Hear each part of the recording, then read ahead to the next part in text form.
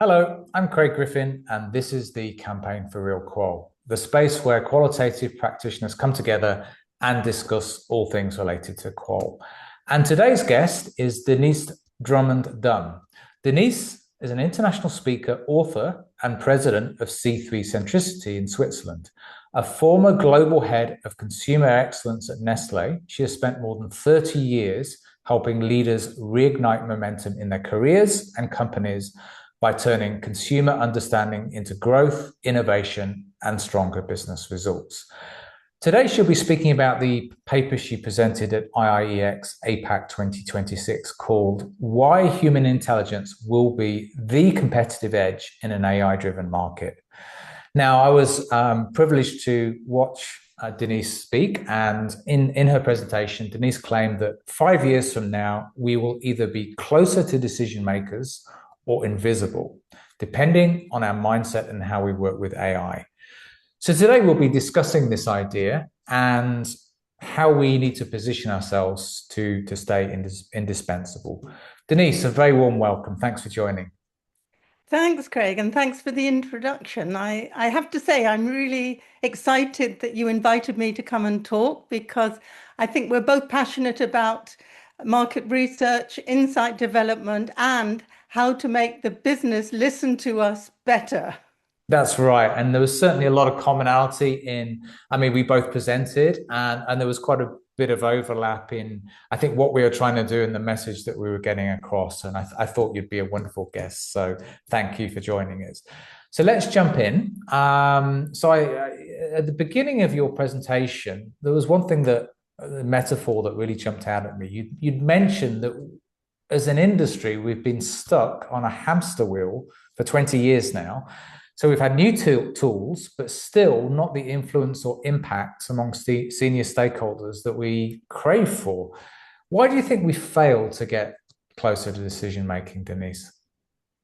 I'm glad you like the metaphor of the hamster wheel because we've been doing research for over 20 years on the research profession, and we always see the recommendation is we must get closer to decision makers.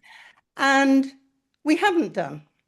And I think over the years, we've improved the tools. We've gotten faster because, of course, businesses always want answers faster and faster. And we've made research more efficient. But I think a lot of people, a lot of market research and insight teams are still stopping at what we learned instead of what should the business do now. And that's the real gap. Because if a stakeholder hears a great debrief of a research project and still doesn't know what to do with it, what choices to make, it stays interesting, not influential. And I think that's the bit that we often miss.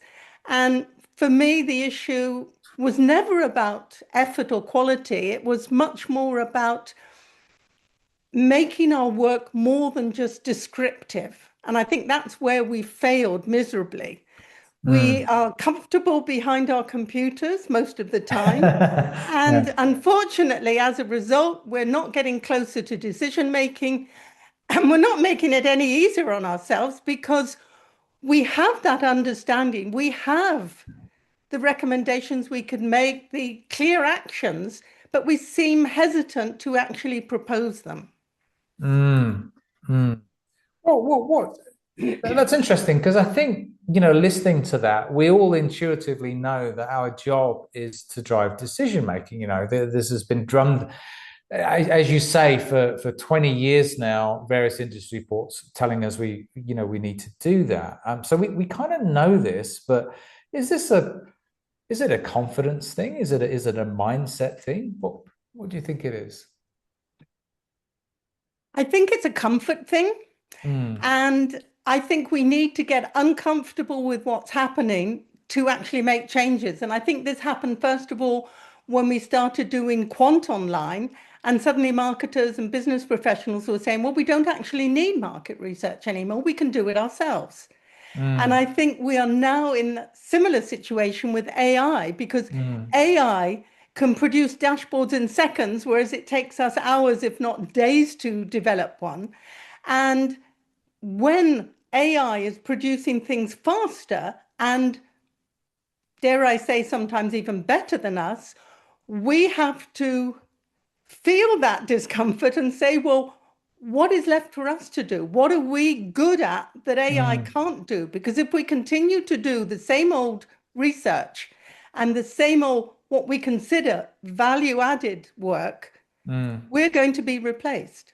Yeah, yeah. And I think that brings us nicely to my next question, because there were at least 3 or 4 papers at the conference that were tackling this question: what makes us uniquely human? I think your paper addressed it. I know the paper that I presented with Dave McCocken talked about that, and there were at least 2 more papers.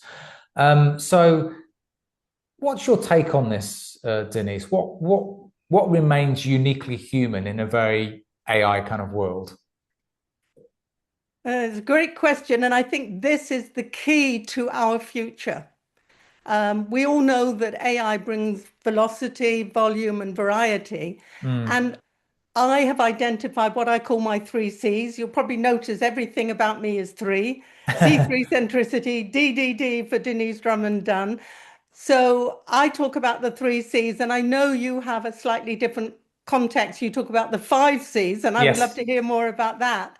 But just to answer your question, my 3 Cs are context, compassion, and consequences. And that, I think, are the 3 areas where we can really reevaluate what value we're bringing to businesses. So the first C, context, is about knowing what matters in a company. And this is what matters to stakeholders, and what challenges, what pressures are they suffering from.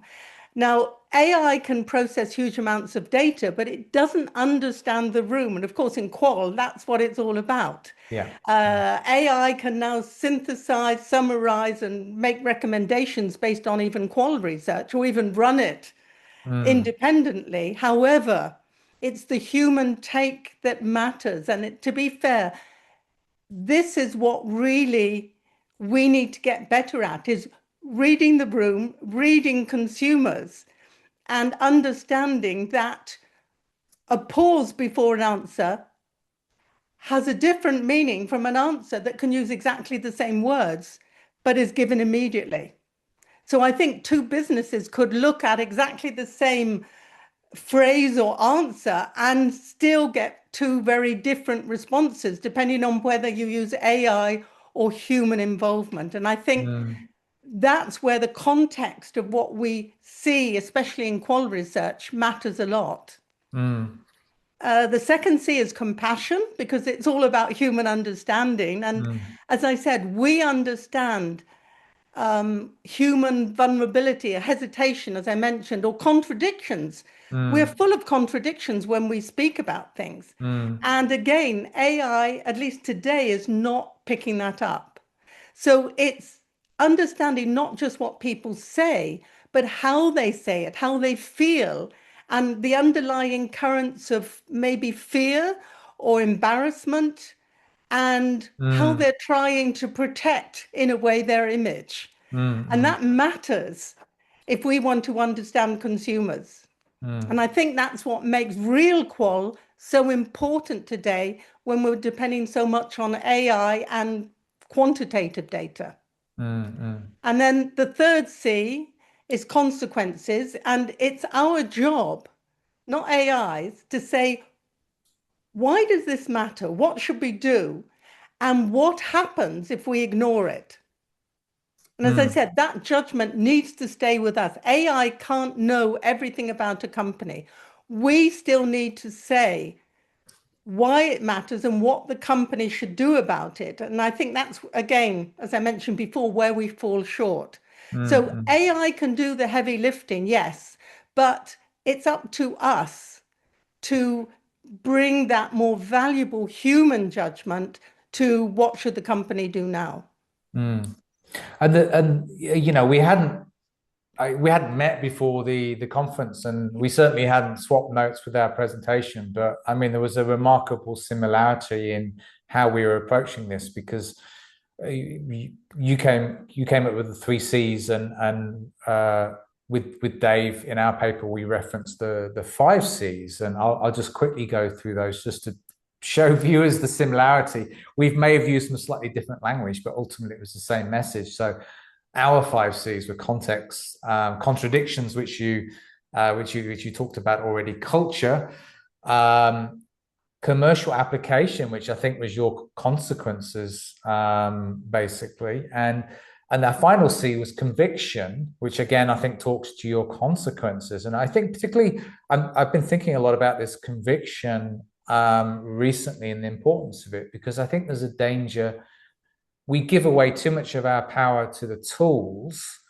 The tools don't give conviction.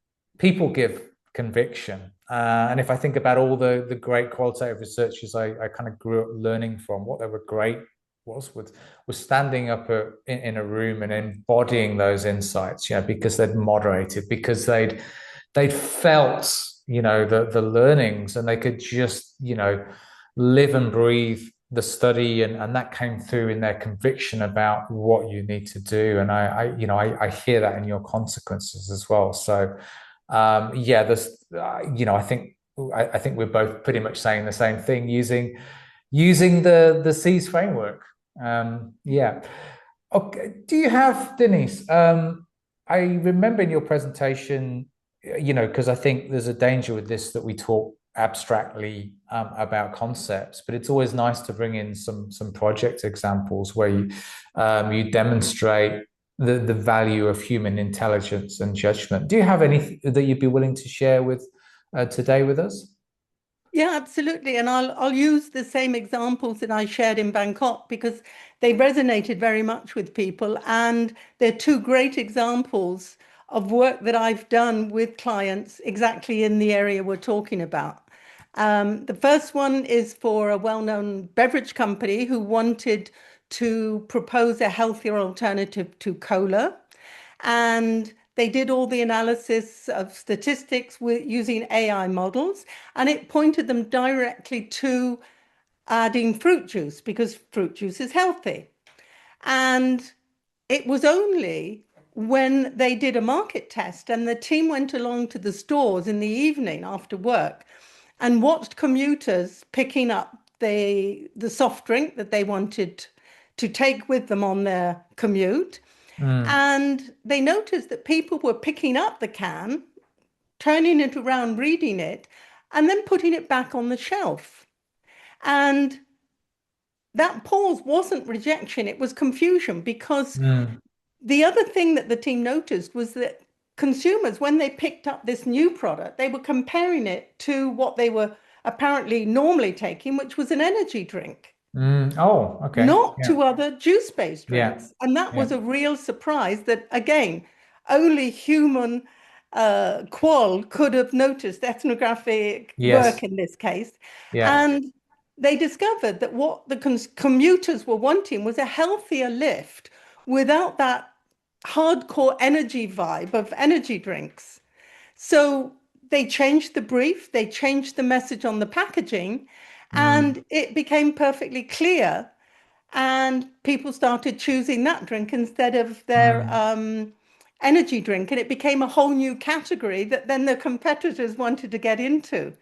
So that's a clear example of where AI did the heavy lifting, but it was only through qual and the human eye and human judgment and human understanding that they could correct, not the product in this case, it was the positioning and the explanation of the product. So that was one example.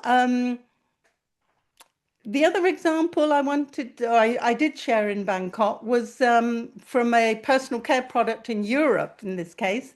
Yeah. And they wanted to launch an unperfumed deodorant because women were telling them that the smell or the perfume of the deodorant was overpowering their own perfume that they wanted to put on.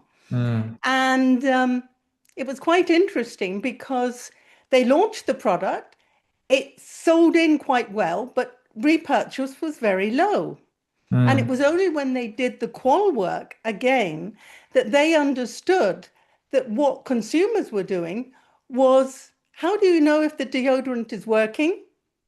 Mm. We do the sniff test. Yes. And of course, because it had no perfume, women were saying, well, it's not working. They Yeah. didn't understand that because they couldn't smell anything, it was working. Yeah. So Yeah. we continued to call it unperfumed, but we actually added a very light perfume, just enough to give the women confidence the product was working Mm. without competing with what they were wearing. Mm. Mm. So both of these are examples that it took human understanding and qualitative work, not just the AI analysis, but the qual on top of the AI analysis to deliver the understanding necessary to produce the solution to what both groups were looking for in very different Mm. categories. Thanks. Thanks. Those are both great examples, both illustrate different aspects of qual. And, someone with an educational background in social anthropology, I've always, and been trained in ethnography, I'm a huge advocate. And, I think there's a real danger. What concerns me sometimes is the new generation of researchers that are using a lot of the quality scale platforms, which they're great to have these platforms, and I think they certainly are brilliant in our toolkit. But if you haven't been exposed to observation and you haven't had those aha moments when you've observed something and you've noticed a contradiction, or as you say, confusion or something like that, and then be able to follow up and find out, okay, what's really going on here. Unless you've experienced that, you can possibly never truly understand the power in these so-called traditional approaches. So I think those are great examples, Denise. Thanks very much for sharing. Now, I think we have to acknowledge that we are in a time when, and I speak with a lot of friends in the industry, and there is definitely now a concern amongst a lot of qualitative practitioners about their livelihoods, because there's a massive disruption, and there is not just concern for the livelihoods, but also about the potential decline of the craft of qualitative research. Every day when I go on LinkedIn, I find somebody else writing about this. So there's a real anxiety and concern out there. So I have to ask this question, Denise. Do you think is now a good time to be a qualitative researcher? Absolutely. And I think it even is wider. I think researchers in general, not just qual researchers, are worried about the future. Mm. But I think it is a good time, especially in qual, but we have to do things differently. It's the Mm. perfect time to make a step change and to stand up to the discomfort that AI is bringing to research in general. I think some of the traditional tasks around qual can clearly become faster and cheaper, Yeah. and in some cases automated. I think we have to Yeah. accept that. Yeah. But to be fair, the pressure is real on qualitative researchers to stand up for the need for human understanding. I think both my examples clearly show Yeah. that Mm. if the companies had not done that qualitative work, in this case observation, they would have missed huge opportunities in two product categories that became Mm. very quickly huge, which they dominated because they were the first ones to really understand Mm. what consumers wanted. And I think that is where the value sits in quals changing. And I think Mm. the judgment side is what will become more valuable. So I don't think it's the end of qualitative research. I think it's the end of the narrower version of it that we have been used to up until now. Mm. Mm. And I have to say, Craig, we didn't meet before Bangkok, but I'm a huge supporter of what you're doing and the campaign for real Thank qual. you. Because if there wasn't a time for us to stand up and say, we are the part that really matters and it Yeah. can't be done by I don't know, for me, it's a gift to qual researchers. So, yes, it's a great time to be in qual research, but not if we continue to do the same way.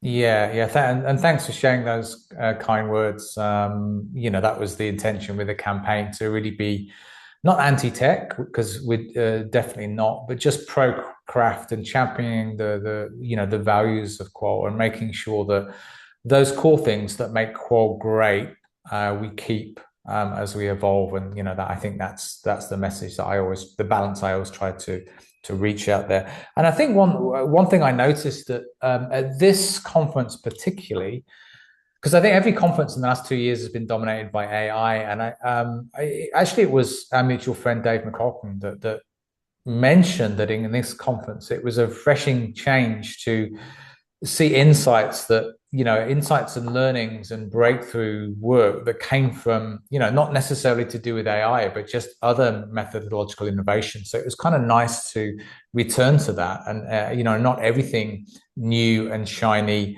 and every breakthrough has to be AI related. So that was a refreshing change.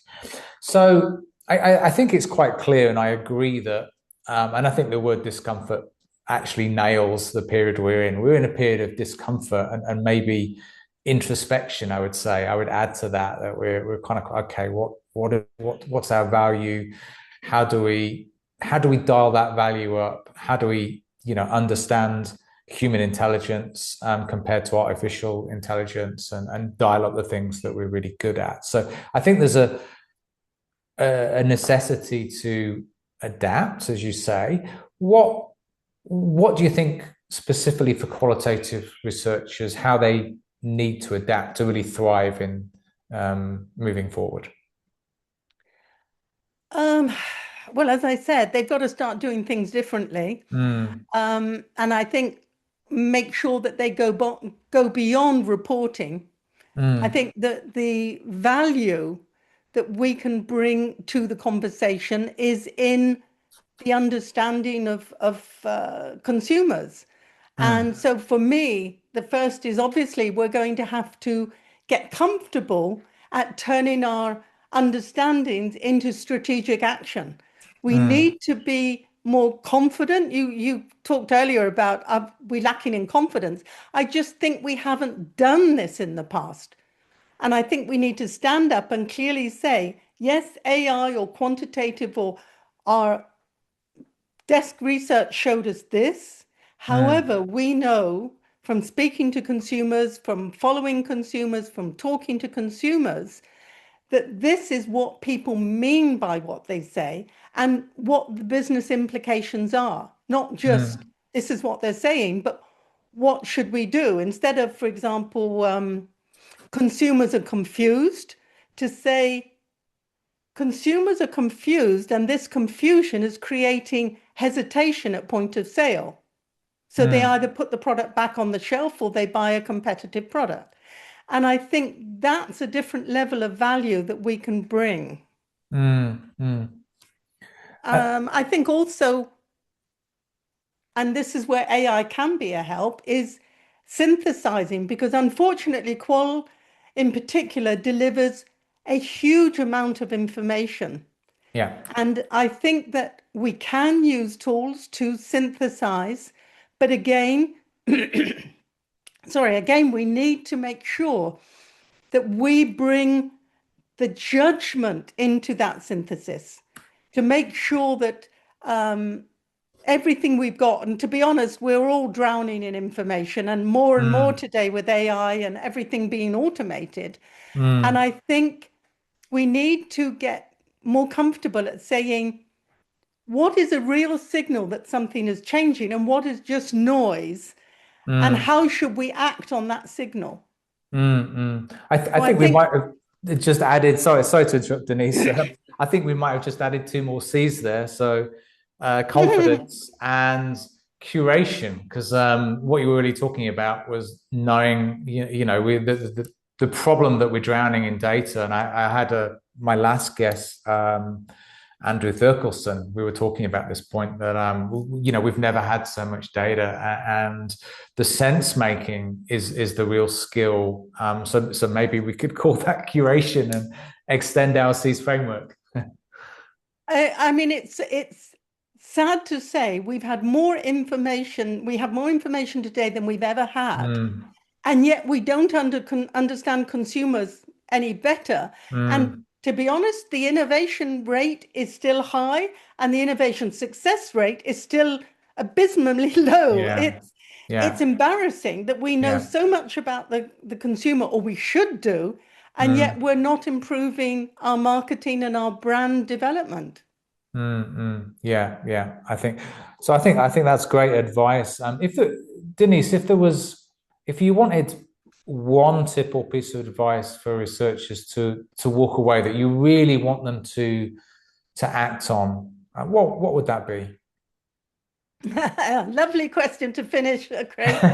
I would say that AI is not making human understanding less important. It's making shallow, lazy work, which unfortunately AI is encouraging, much easier to replace. And that creates pressure on jobs.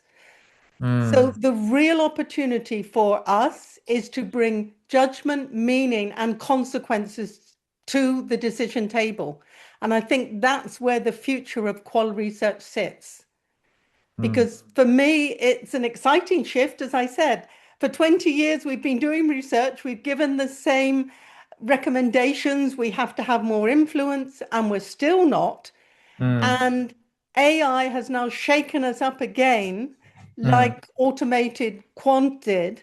And we should really now see that the best people to field the permission to step into a bigger role in research are qual researchers, because mm. they have a job that AI cannot replace. And that's a really nice note to end on, especially given as I say, the anxieties that a lot of people are experiencing at the moment. And I thank you again, Denise, for joining us. I know that especially in your role, with Nestlé, you've been as a client close to that decision making, so you've got a unique perspective on the industry and how we can lift ourselves up. So I really appreciate you joining today and sharing your experience. So thank you. Well, thank you for inviting me, Craig. And if anybody wants to continue the conversation, they can look for me on LinkedIn, or just they can Google C3 centricity, because Mm. today my work is more and more around helping teams move from information to information to influence. And I think it's very timely today with AI knocking down the door, shall I say?